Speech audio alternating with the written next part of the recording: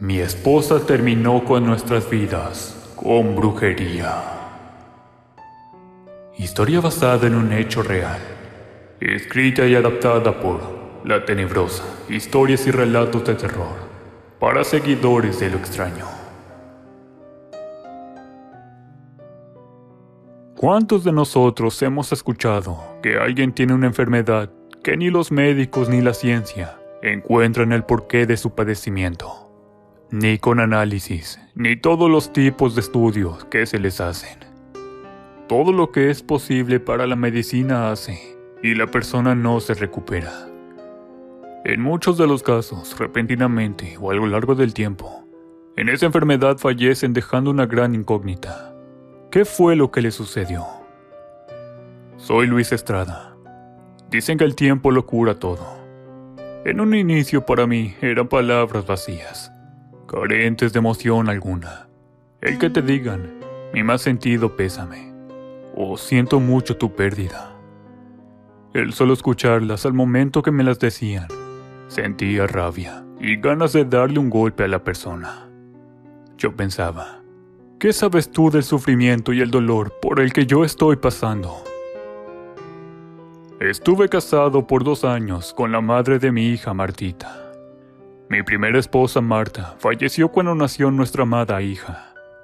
Así que la ayuda de sus abuelos por ambas partes, pude sacar a mi hija adelante, a mi pequeña Martita. Le puse el mismo nombre que su difunta madre. Sé que a ella le hubiese agradado. A medida que pasaban los años, mi pequeña Martita se iba pareciendo físicamente a su madre. Los mismos gestos, los mismos gustos y hasta su manera de dormir. Cuando mi hija tenía los 8 años, conocí a Brenda, una bellísima mujer, alta, esbelta. Era de esas mujeres que hacía que todos voltearan a verla. Hombres y mujeres se detenían para verla pasar. Parecía una modelo sacada de una revista de glamour. Me quedaría corto al darles la descripción de tan hermosa mujer. Su sobrino Iván asistía al mismo colegio de Martita, y frecuentemente me la encontraba, ya fuera la entrada o salida de los niños. Tuve la fortuna de que ella, en una ocasión, me sonriera. Eso me emocionó demasiado.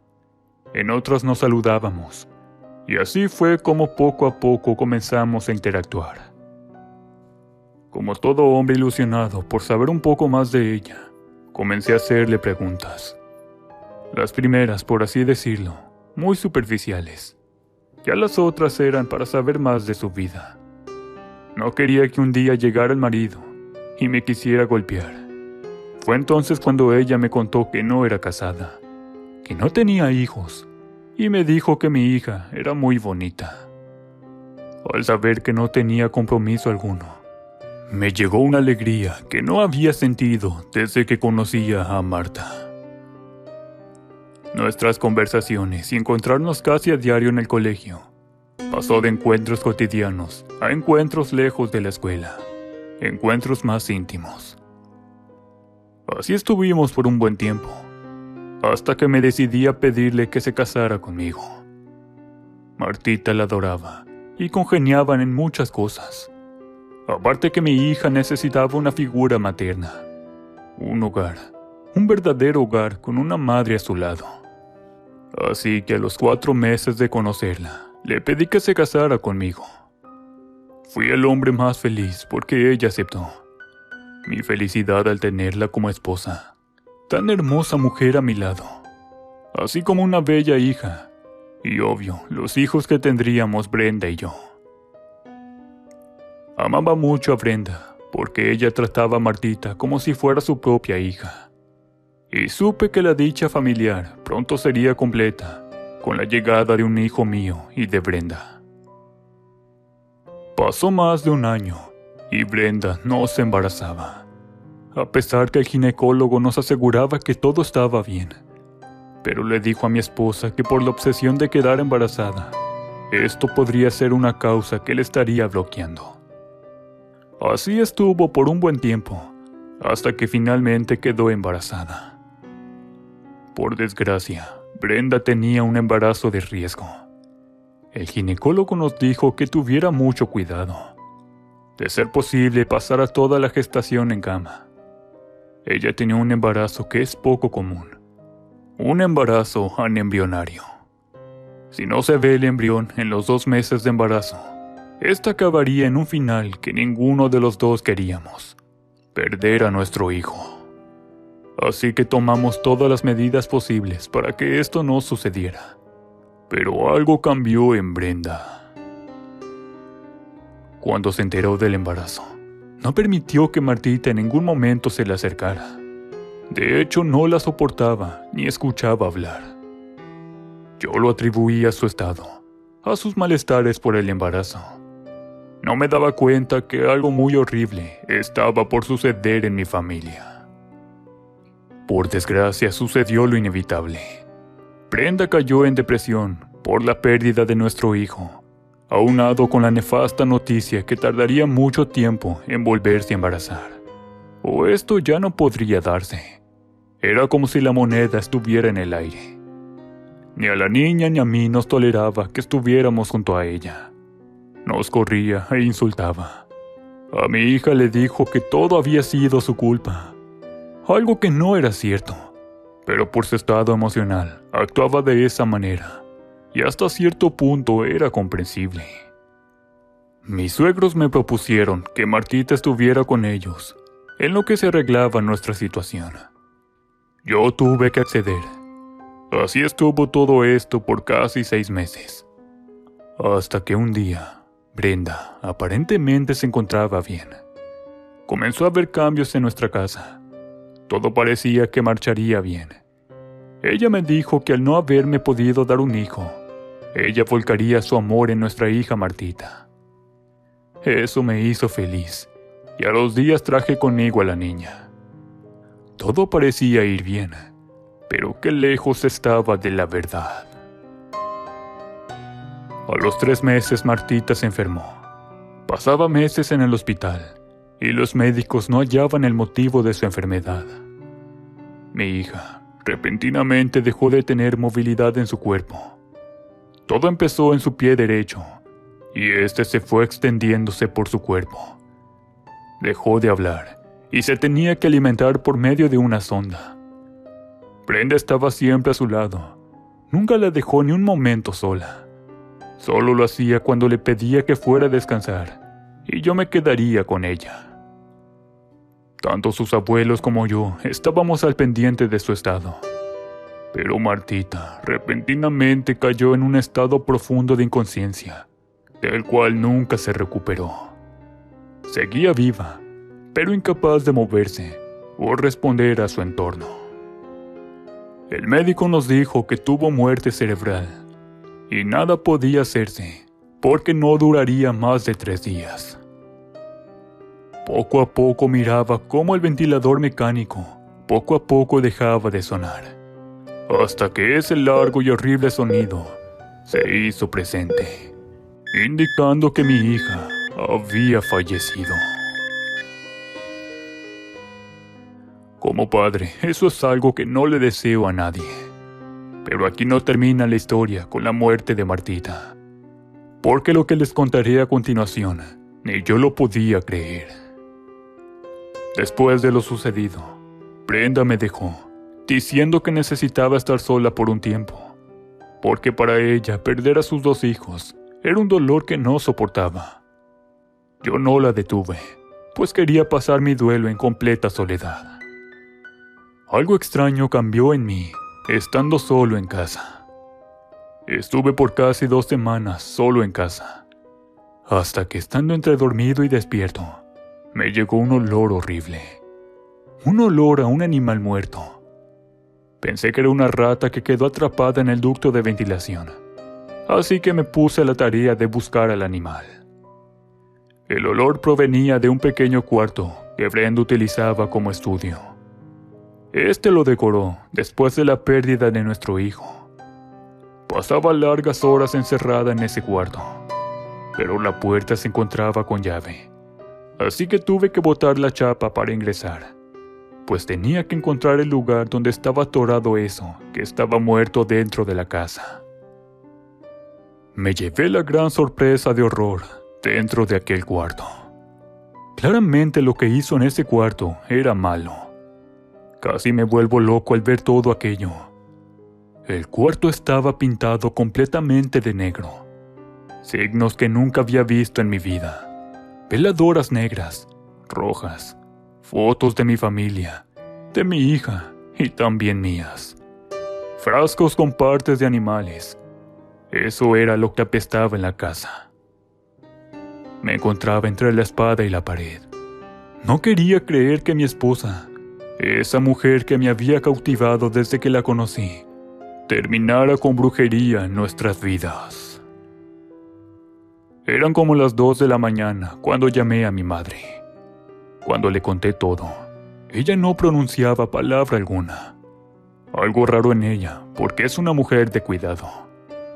Cuando le terminé de contar todo, solo me dijo que venía para la casa. No quise tocar nada de lo que había, hasta que llegara ella. Mis padres y mi cuñada llegaron a casa. Ellos miraban desde la puerta todo lo que en ese lugar se encontraba. Ninguno decía palabra alguna.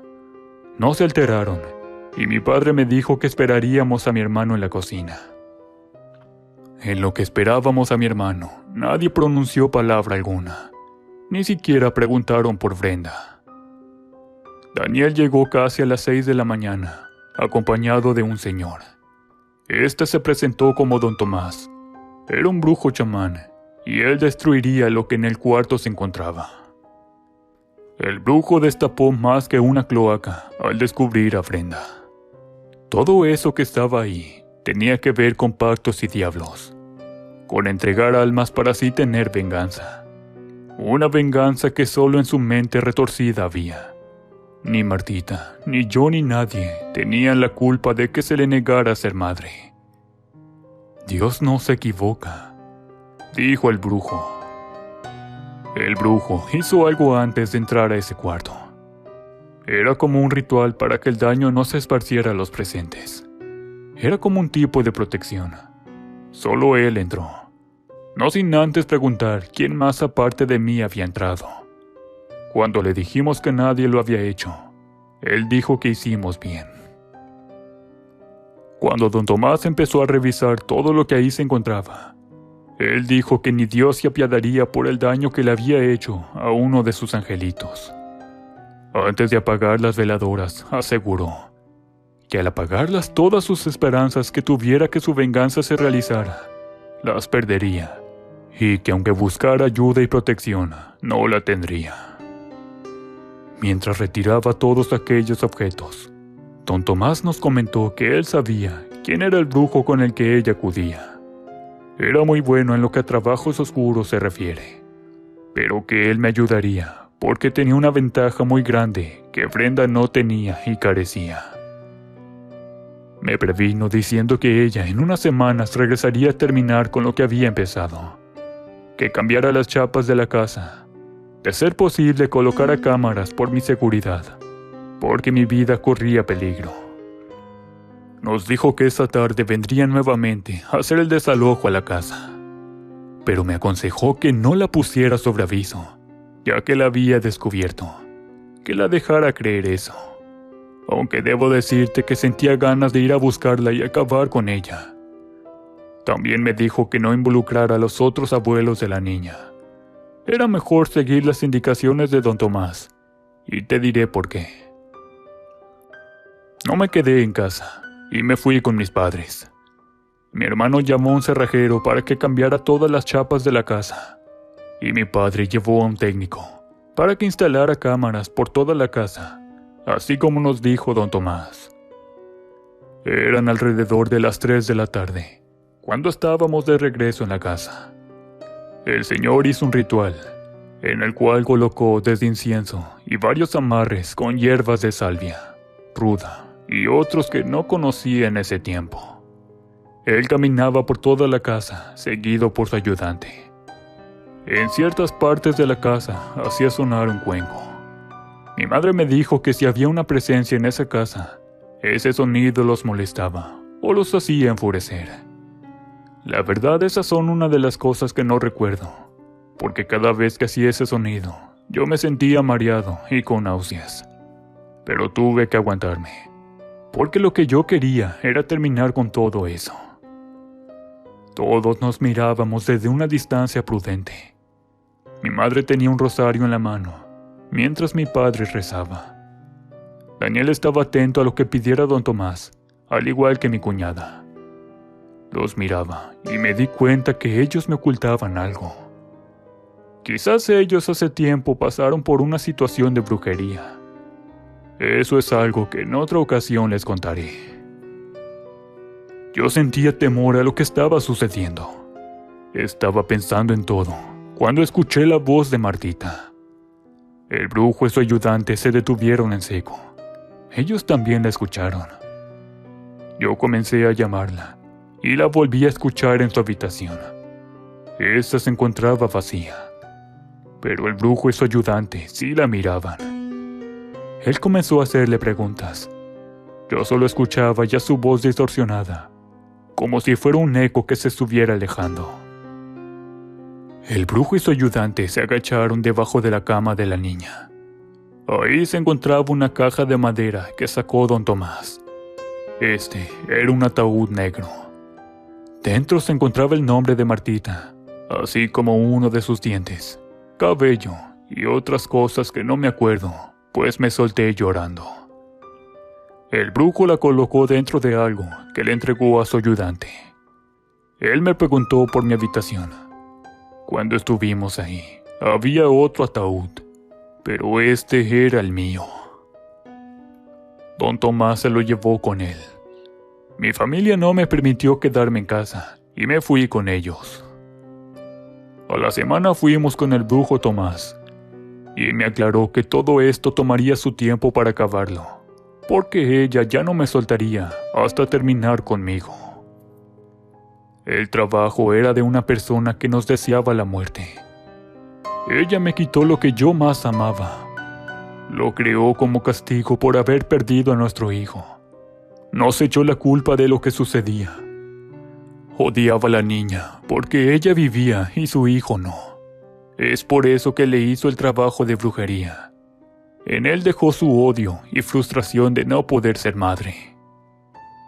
Mi hija anduvo descalza por toda la casa, pisando el trabajo de embrujo que había hecho. Con él trapeó toda la casa. Eran unas aguas preparadas para que se enfermara la persona al tener contacto directo con ella. Pude haber sido yo o ella, pero por desgracia, mi hija, al andar descalza, fue más agresivo para ella. Aparte que su inocencia y ser lo que yo más amaba, jugó en contra de ella. Aparte que cuando el brujo le dijo que la niña era la primera, Brenda intensificó aún más los trabajos de brujería, enfrenándola cada vez más y más, hasta terminar con ella. Yo escuchaba cada palabra, y más crecía en mí el odio hacia ella. Mi madre y mi cuñada escuchaban y sollozaban por lo que nos decía don Tomás. En mi mente solo existía la palabra de venganza. Era lo único que yo quería. Quizás digan que la venganza no es buena, y que la vida se encarga de darle a cada uno su merecido. Pero ella me mató lo que era mío. Mi hija, mi bella y hermosa hija. Bien dicen que el hubiera no existe, pero si yo hubiera pensado más en mi hija, y no pensar en darle una madre que no necesitaba, si yo hubiera escuchado a mi hija cuando se dio cuenta de lo que le estaba haciendo, y yo la obligué a tomar y comer de esa porquería de brujería que le preparaban. Soy tan culpable como Brenda en esto.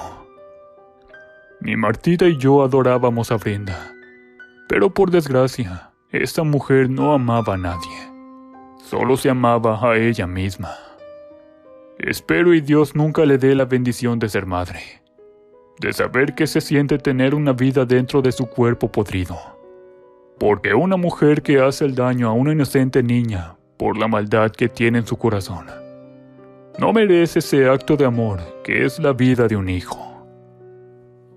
Yo por desgracia sigo vivo. Le pido a Dios que me lleve con mis dos grandes amores, pero Él tiene otras cosas preparadas para mí. No es que sea un Dios malo, como yo creía. Simplemente no ha llegado el momento de partir de esta vida tan vacía, en completa soledad. Mi esposa terminó con nuestras vidas con la brujería, porque yo, a pesar de que sigo vivo y mi hija no, es como si yo estuviera muerto en vida.